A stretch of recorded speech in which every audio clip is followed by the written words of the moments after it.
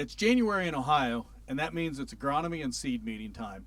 We caught up with Bill McDonald, who is Director of Agronomic Services with Seed Consultants. This year, with the way the season was, we got late planting. Diseases don't wait around for us to plant. They go ahead and get started. And by the time we got our crop in the ground, the infections just came right into our fields. So we had plenty of disease pressure this past year.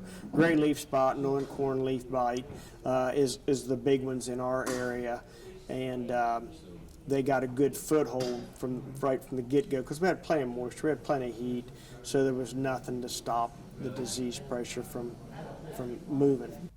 Bill's message: look at your crop. You got to scout your fields when you get close to tasseling. Tasseling is my favorite time to spray a fungicide if a fungicide's needed. You can spray fungicides at that V4 to V7 range and see some plant health from that spray. Not as much of a yield impact. Well, you do get a little yield impact from that time, but you have a better plant health. The VT through about R3 is where we see our biggest impact from a fungicide application. Fungicide on corn is a year-by-year decision, but Bill says fungicide on soybeans always pays.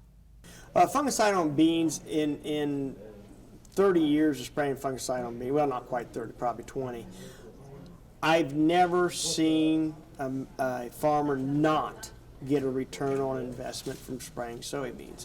We have disease every year. You cannot walk into a field that doesn't have septoria brown spot. So I think that's part of the reason why we're seeing yield bumps from fungicide on beans. Bill sees insect pressure increasing, but scouting is the key to effective control. When you're out there scouting to see if you need a fungicide, I don't carte blanche just say throw an insecticide in there. I don't do that because I feel like there's a lot of beneficial insects out there that we're killing when we go out there and spray. But you need to scout. You need to see if you got adult rootworm, Japanese beetles, corn earworm. The corn earworm is getting past most of our traits today, so we're just not controlling them. Like we're still controlling the cutworm and some of the other insects.